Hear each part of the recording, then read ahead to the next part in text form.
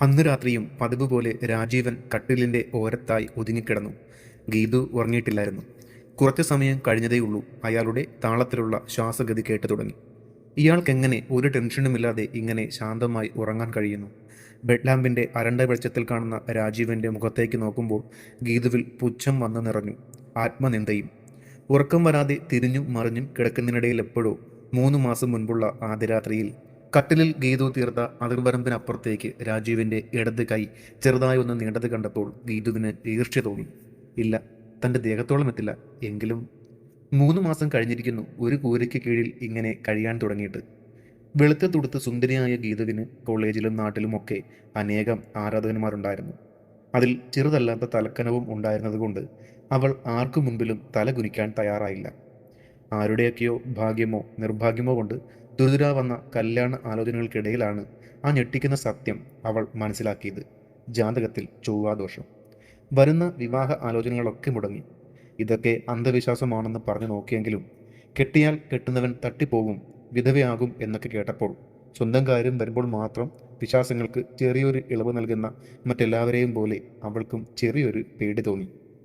ഒരു ദിവസം വൈകുന്നേരം ടി വിയിൽ ഹൃതിക് റോഷന്റെ സിനിമ കണ്ടുകൊണ്ടിരിക്കവെയാണ് അമ്മ അച്ഛനോട് ചോദിക്കുന്നത് ഗീതു കേട്ടത്.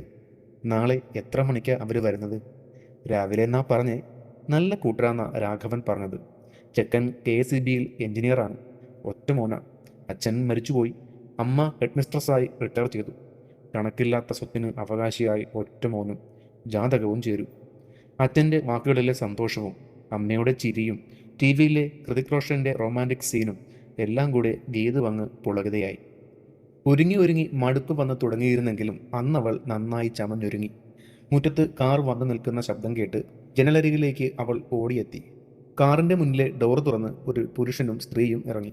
ഇത്തിരി തടിച്ചിട്ട് കണ്ണട വച്ച സ്ത്രീ രാജീവിന്റെ അമ്മയാകുമെന്ന് ഗീതു ഊഹിച്ചു. പക്ഷേ ഡ്രൈവർ സീറ്റിൽ നിന്നും ഇറങ്ങിയ ആൾ ആരായിരിക്കും? അധികം പൊക്കമൊന്നുമില്ലാത്ത ഒരാൾ. ചേട്ടനാവുമോ? അതിന് രാജീവൻ ഒറ്റമോനെന്നല്ലേ പറഞ്ഞത്? ഗീതു പിന്നെയും കാറിന്റെ പുറകിലെ സീറ്റിലേക്ക് എത്തി നോക്കി. ആരുമില്ല.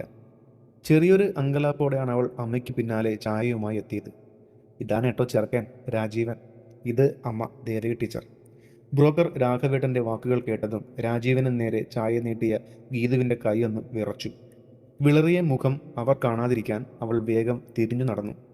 തനിച്ചു സംസാരിക്കാൻ മുറിയിൽ അയാളെയും കാത്തു നിൽക്കവേ പണ്ടൊരിക്കൽ കോളേജിൽ നിന്നും പ്രണയാഭ്യർത്ഥനയുമായി തനിക്ക് പിറകെ നടന്നിരുന്ന കാണാനൊട്ടും സുന്ദരനല്ലാത്ത അജിത്തിനെ അവൾക്ക് ഓർമ്മ വന്നു. അന്ന് അവന് കൊടുത്ത മറുപടിയും. നാണമില്ലേ നിനക്ക് എന്നോട് ഇഷ്ടമാണെന്ന് ചോദിക്കാൻ? അതിനുള്ള എന്ത് യോഗ്യതയാണ് നിനക്കുള്ളത്? നീ എപ്പോഴെങ്കിലും കണ്ണാടിയിൽ നോക്കിയിട്ടുണ്ടോ? ഇല്ലെങ്കിൽ പോയി നോക്ക്. മിക്കവരും ചോദിക്കുന്നത് പോലെ രാജീവനും ഇഷ്ടമായെന്ന് ചോദിക്കും. എന്തു തന്നെ സംഭവിച്ചാലും ഏതാണ്ട് അന്ന് അജിത്തിന് കൊടുത്ത മറുപടി തന്നെ കൊടുക്കണമെന്ന് ഗീതു മനസ്സിൽ ഉറപ്പിക്കുമ്പോൾ പുറകിൽ നിന്നും അനക്കം കേട്ടു. അവളെ ഒന്ന് നോക്കി രാജീവൻ പറഞ്ഞു, ഗീതുവിന് ഇഷ്ടമായി കാണില്ല എന്നെനിക്കറിയാം. അമ്മ നിർബന്ധിച്ചിട്ടാണ് ഞാനും ഈ പ്രകസനത്തിന് തയ്യാറായത്. ബുദ്ധിമുട്ടിയതിൽ ക്ഷമിക്കണം. രാജീവൻ ഗീതുവിനെ ഒന്ന് നോക്കി. പ്രതീക്ഷിക്കാത്തത് കേട്ടപ്പോൾ തിരിച്ചൊന്നും പറയാനാവാതെ നിൽക്കുന്ന ഗീതുവിനെ ഒന്നുകൂടി നോക്കി അയാൾ ഇറങ്ങിപ്പോയി. ഗീതുവിൻ്റെ കരച്ചിലും നിരാഹാര സമരവുമെല്ലാം അച്ഛനമ്മമാരുടെ കണ്ണീരിനും സെന്റിമെന്റൻസിനും മുന്നിൽ തോറ്റുമടങ്ങി. ഗീതുവിൻ്റെ വീട്ടിൽ നിന്നും വിവാഹത്തിന് സമ്മതമാണെന്ന വിവരം കിട്ടിയപ്പോൾ രാജീവൻ ഞെട്ടിക്കാണണം. കല്യാണം ഉറപ്പിച്ച ചെക്കനും പെണ്ണും തമ്മിലുണ്ടാവുന്ന പതിവ് ഫോൺ വിളികളോ റൊമാൻസോ ഒന്നും അവർക്കിടയിൽ ഉണ്ടായില്ല. വിവാഹം പെട്ടെന്ന് തന്നെ നടന്നു. വിവാഹ ദിനത്തിൽ എല്ലാവർക്കും മുൻപിൽ ചിരിച്ചു നിൽക്കുമ്പോഴും ഫോട്ടോയ്ക്ക് പോസ്റ്റ് ചെയ്യുമ്പോഴും ഒന്നും മനസ്സിൽ തട്ടിയ ഒരു പുഞ്ചിരി പോലും ഗീതുവിൻ്റെ ചുണ്ടിൽ എത്തിയിരുന്നില്ല. നേറിക്കൊണ്ടിരുന്ന മനസ്സിലേക്ക് കനലുകളായി പലയിടത്തു നിന്നും വരുന്ന പിറുപിറുക്കലുകളും അവളുടെ ചെവിയിലെത്തി. നിലവിളക്കിൻ്റെയും കരിവിളക്കിൻ്റെയും ഉപമ മുതൽ പെണ്ണിനെന്തെങ്കിലും കുഴപ്പമുണ്ടാവും, ചെറുക്കൻ്റെ കാശ് കണ്ട് മയങ്ങിയതാവും എന്നുവരെ ഉണ്ടായിരുന്നു. കല്യാണ സദ്യയ്ക്ക് മൂക്കുമുട്ടി തട്ടിയിട്ട് കുറ്റം പറഞ്ഞവരുടെ വാക്കുകൾ. ആദ്യ രാത്രി ദേവകി ടീച്ചർ കൊടുത്ത പാലുമായി റൂമിലെത്തിയ ഗീതു പാൽ ഗ്ലാസ് ശക്തിയിൽ മേശപ്പുറത്ത് വെച്ചു. ഷെൽഫിൽ നിന്നും എന്തോ എടുക്കുകയായിരുന്ന രാജീവൻ ഞെട്ടിത്തിരിഞ്ഞു. എന്തു പറ്റി ഗീതു? തനിക്കരികിലേക്ക് വന്ന രാജീവനെ കൈ ഉയർത്തി വിലക്കി നിശ്ചിത അകലത്തിൽ നിർത്തിക്കൊണ്ട് ഗീതു പറഞ്ഞു, എൻ്റെ ഗതികേട് കൊണ്ടാണ് ഈ താലിക്ക് വേണ്ടി തല കുനിച്ചത്. അതിൻ്റെ പേരിൽ എൻ്റെ ദേഹത്തെ തൊടാനോ അധികാരം കാണിക്കാനോ വന്നാൽ പിന്നെ നിങ്ങളെന്നെ ജീവനോടെ കാണില്ല. ഒന്ന് പകച്ചെങ്കിലും വലിയ ഭാവമാറ്റമില്ലാതെ പുറത്തെ ബാൽക്കണിയിലേക്ക് നടക്കുന്നതിനിടയിൽ രാജീവൻ പറഞ്ഞു, ഗീതു കിടന്നോളൂ. ഉറക്കമില്ലാതെ കിടക്കുന്നതിനിടയിൽ എപ്പോഴോ തൻ്റെ ദേഹത്ത് മുട്ടാതെ കട്ടിലിനോരത്ത് രാജീവൻ വന്ന് കിടന്നത് അവൾ അറിഞ്ഞിരുന്നു. ആ റൂമിന് പുറത്ത് അവർ സ്നേഹമുള്ള ഭാര്യ ഭർത്താക്കന്മാരായി. അമ്മയുടെ മുൻപിലുള്ള ചുരുക്കം ചില സന്ദർഭങ്ങളിൽ ഒഴികെ രാജീവൻ എപ്പോഴും ഗീതുവിനോട് കൃത്യമായ അകലം പാലിച്ചു. അത്യാവശ്യത്തിന് മാത്രം സംസാരിച്ചു. ഗീതുവിൻ്റെ അച്ഛനമ്മമാർക്ക് രാജീവൻ സ്നേഹമുള്ള മരുമകനായി. മകൾക്ക് കൈവന്ന സൗഭാഗ്യത്തിൽ അവർ സന്തോഷിച്ചു. അന്നൊരു ഒഴിവു ദിനത്തിൽ ഉച്ചമയക്കത്തിനിടയിൽ എപ്പോഴോ ഡോർ ബെല്ല് അടിക്കുന്നത് ഗീതു കേട്ടിരുന്നു. പിന്നെ സ്വീകരണ മുറിയിലെ സംസാരവും. അവിടേക്കെത്തിയ ഗീതുവിൻ്റെ കണ്ണുകൾ വിടർന്നു. മനോജ്, രാജീവിൻ്റെ ബാല്യകാല സുഹൃത്ത്. 6 അടിയോടടുത്ത പൊക്കവും വെളുത്ത നിറവും കട്ടിമീശയും ഒക്കെയായി ഗീതുവിൻ്റെ മനസ്സിലെ നായക സങ്കല്പം. എല്ലാറ്റിനും മീതെ ആരെയും മയക്കുന്ന സംഭാഷണ ചാതുരിയും. ആരും പറയാതെ തന്നെ ഗീതു ചായ ഇട്ട് ഗ്ലാസുകളിലേക്ക് പകർന്നെടുത്ത് അതുമായി സ്വീകരണ മുറിയിലെത്തി. ചായ കൊടുത്ത ഗീതുവിൻ്റെ പുഞ്ചിരിക്ക് പകരമായി കുസൃതി നിറഞ്ഞൊരു പുഞ്ചിരി മനോജ് അവൾക്ക് നൽകി. രാജീവൻ്റെ മുഖത്തേക്ക് ഗീതു നോക്കിയത് പോലുമില്ല. കല്യാണ ദിവസം തന്നെ ഗീതു മനോജിൻ്റെ ഭാര്യ ലേഖയെ കണ്ടിട്ടുണ്ട്.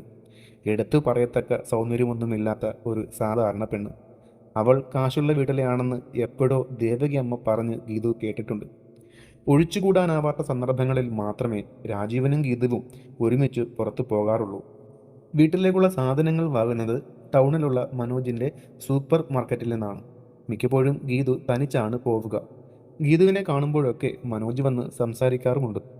അന്ന് സാധനങ്ങളൊക്കെ വാങ്ങി ബില്ലിങ്ങിൽ എത്തിയപ്പോഴാണ് ഗീതു അത് ശ്രദ്ധിച്ചത്. രാജീവിൻ്റെ ATM കാർഡ് എടുത്തില്ല. കയ്യിലുള്ള പണം തികയില്ല. മനോജ് ക്യാബിനിൽ ഉണ്ടെന്നറിഞ്ഞ് കൗണ്ടറിൽ പറഞ്ഞേൽപ്പിച്ച് ഗീതു മനോജിൻ്റെ ക്യാബിനിലേക്ക് നടന്നു. പൂർണ്ണമായും അടയാത്ത ഡോറിനിടയിലൂടെ അടക്കിപ്പിടിച്ച ചിരിയും പിറുപിറുക്കലും കേട്ട് നോക്കിയ ഗീതു കണ്ടത് അവിടുത്തെ സൂപ്പർവൈസർ രജനിയെ കെട്ടിപ്പിടിച്ച് ചുംബിക്കുന്ന മനോജിനെയായിരുന്നു. ഒരു നിമിഷം ഇടിവെട്ടേറ്റ പോലെ നിന്ന അവൾ ധൃതിയിൽ തിരിഞ്ഞു നടന്നു. പിന്നെ പഴയതുപോലെ മനോജിനോട് സംസാരിക്കാനോ സൂപ്പർ മാർക്കറ്റിൽ പോവാനോ ഗീതു ഉത്സാഹം കാട്ടിയില്ല. വല്ലപ്പോഴും കാണുമ്പോഴൊക്കെ സംസാരത്തിനിടെ മനോജിൻ്റെ കണ്ണുകൾ തൻ്റെ ശരീരത്തിലുടനീളം ഒഴുകി നടക്കുന്നത് ഗീതു ശ്രദ്ധിച്ചിരുന്നു. ദേവകി അമ്മയ്ക്ക് BP-യിൽ വേരിയേഷൻ വന്നത് കൊണ്ട് ഹോസ്പിറ്റലിൽ അഡ്മിറ്റ് ആവാൻ വേണ്ടി വന്ന നാളുകളിൽ ഒന്നിലാണ് ഹോസ്പിറ്റലിലെ കോറിഡോറിലൂടെ തൻ്റെ തൊട്ട് മുൻപിൽ ധൃതിയിൽ നടക്കുന്ന ലേഖയെ ഗീതു കണ്ടത്. മോൾക്ക് പനിയായിട്ട് അഡ്മിറ്റാണെന്ന് ലേഖ പറഞ്ഞു. ഹോസ്പിറ്റലിൽ ഓരോരോ കാര്യങ്ങൾക്കായി തിരക്കിട്ട് നടക്കുന്ന ലേഖയെ പിന്നെയും പലതവണ ഗീതു കണ്ടുമുട്ടി. ഫാർമസിയിൽ നിന്നും ഒരുമിച്ച് തിരികെ വാർഡിലേക്ക് നടക്കവേ മടിച്ചാണ് ഗീതു ചോദിച്ചത്, മനോജേട്ടൻ? ലേഖയുടെ ചുണ്ടിൽ തെളിഞ്ഞ പുഞ്ചിരിയിൽ എവിടെയോ വേദന നിഴലിച്ചിരുന്നു. തിരക്കിലാവും. പിന്നെ ഒന്നും ചോദിക്കേണ്ടെന്ന് ഗീതു വിചാരിച്ചപ്പോൾ നടക്കുന്നതിനിടെ ലേഖ പതിയെ പറഞ്ഞു, പ്രണയവിവാഹമായിരുന്നു. അച്ഛനും അമ്മയ്ക്കും ഇഷ്ടമില്ലായിരുന്നുവെങ്കിലും എൻ്റെ നിർബന്ധത്തിന് വഴങ്ങി അവർ സമ്മതിച്ചു. എൻ്റെ പേരിലുള്ള സ്വത്തുക്കളെല്ലാം കൈവശപ്പെടുത്തുന്നത് വരെ നീണ്ടു നിന്ന പ്രണയം. ലേഖയുടെ ചിരിയിൽ പുച്ഛമായിരുന്നു. ഇപ്പോഴും എവിടെയോ ഏതോ പെണ്ണിൻ്റെ ചൂടും പറ്റി കിടക്കുന്നുണ്ടാവും അയാൾ. പക്ഷെ ചേച്ചിക്ക്? ഗീതു പൂർത്തിയാക്കുന്നതിന് മുൻപേ ലേഖ പറഞ്ഞു. ഗീതുവിൻ്റെ കണ്ണുകളിൽ ആ ചോദ്യം എനിക്ക് കാണാം. ഒന്നും ചെയ്യാനാവില്ല എനിക്ക്. അതിനുള്ള ധൈര്യവുമില്ല. അച്ഛനും അമ്മയും മരിച്ചു. പോകാൻ ഒരിടമില്ല. സമൂഹത്തിൽ ഞാൻ അയാളുടെ ഭാര്യയാണ്. ആരും എൻ്റെ മാനത്തിന് വില പറയില്ല. ഏറെ കിടക്കാൻ എനിക്കൊരു വീടുണ്ട്. സമൂഹത്തിന് മുൻപിൽ അയാൾ ഒരിക്കലും മക്കളെ തള്ളി പറയില്ല. സ്നേഹവും വാത്സല്യവും ഒന്നും കൊടുക്കാറില്ലെങ്കിലും പണത്തിന് കുറവ് വരുത്താറില്ല. മറ്റാരെയും കിട്ടാത്ത ചുരുക്കം ചില രാത്രികളിൽ അയാൾക്ക് കീഴടങ്ങേണ്ടി കൊടുക്കേണ്ടി വരുമ്പോൾ മാത്രമേ എന്നെയും ഈ ജീവിതത്തെയും ഞാൻ വെറുത്തു പോവാറുള്ളൂ. ആ മുഖത്ത് ശാന്തതയായിരുന്നുവെങ്കിലും കൺപീലികൾ നനഞ്ഞിരുന്നു. ചേച്ചി ഇങ്ങനെ? എനിക്ക് പേടിയാണ് ഗീതു. എൻ്റെ കുഞ്ഞുങ്ങൾ, അവർക്ക് വേണ്ടി ഞാൻ എന്ത് സഹിക്കും? ഒരിക്കൽ അച്ഛൻ്റെയും അമ്മയുടെയും വാക്കുകൾ അനുസരിക്കാത്തതിൻ്റെ പേരിൽ കിട്ടിയ ശിക്ഷയായാണ് ഞാൻ ജീവിതത്തെ കാണുന്നത്. ഗീതുവിനെ ഒന്ന് നോക്കി ലേഖ തുടർന്നു. ഗീതു ഭാഗ്യം ചെയ്ത കുട്ടിയാണ്. രാജീവനെ പോലെ ഒരാളെ കിട്ടിയില്ലേ? ഒരാവശ്യം വന്നാൽ ഏത് പാതിരാത്രിക്ക് ധൈര്യമായി കൂടെ ഇറങ്ങിപ്പോവാൻ മടിയില്ല എനിക്ക്. രാജീവേട്ടനൊപ്പം പെണ്ണിനെ വെറും ശരീരം മാത്രമായി കാണാത്തൊരാൾ. ലേഖ യാത്ര പറഞ്ഞു പോയിട്ടും ഗീതു കുറച്ച് സമയം കൂടെ വരാന്തയിൽ തന്നെ നിന്നു. ഗീതു തിരികെ ദേവകി അമ്മയുടെ അടുത്തെത്തുമ്പോൾ രാജീവൻ എത്തിയിട്ടുണ്ടായിരുന്നു. അമ്മയുടെ അരികെ ഇരുന്ന് ഓറഞ്ച് തൊലി പൊളിച്ചു കൊടുക്കുന്ന രാജീവനെ കണ്ടതും ഗീതുവിൻ്റെ ചുണ്ടിൽ അന്ന് ആദ്യമായി മനോഹരമായൊരു പുഞ്ചിരി വിടർന്നു. അവനായി അമ്മയെ ഡിസ്ചാർജ് ചെയ്ത അന്ന് രാത്രി ജോലികളെല്ലാം ഒതുക്കി ഗീതു എത്തിയപ്പോഴേക്കും പതിവ് പോലെ കട്ടിലിൻ്റെ ഓരം ചേർന്ന് രാജീവൻ ഉറക്കമായിരുന്നു. കാൽപ്പാണ്ടത്തിൽ നനവ് വീണതറിഞ്ഞാണ് അയാൾ കണ്ണു തുറന്നത്. ഞെട്ടിപ്പിടഞ്ഞ് എഴുന്നേൽക്കുമ്പോഴേക്കും ഗീതു പൊട്ടിക്കരഞ്ഞുകൊണ്ട് അയാളുടെ നെഞ്ചിൽ വീണിരുന്നു. തെല്ലൊന്നു പകച്ചെങ്കിലും അവളെ ചേർത്ത് പിടിക്കുമ്പോൾ അവൻ്റെ ചുണ്ടിലും ഒരു പുഞ്ചിരി വിടർന്നു. അന്നാണ് രാജീവിൻ്റെയും ഗീതുവിൻ്റെയും ദാമ്പത്യ ജീവിതം തുടങ്ങിയത്, പ്രണയവും. ഇതുപോലെയുള്ള മനോഹരമായ കഥകൾ കേൾക്കാൻ ഈ ചാനൽ ഒന്ന് സബ്സ്ക്രൈബ് ചെയ്യാൻ മറക്കല്ലേ.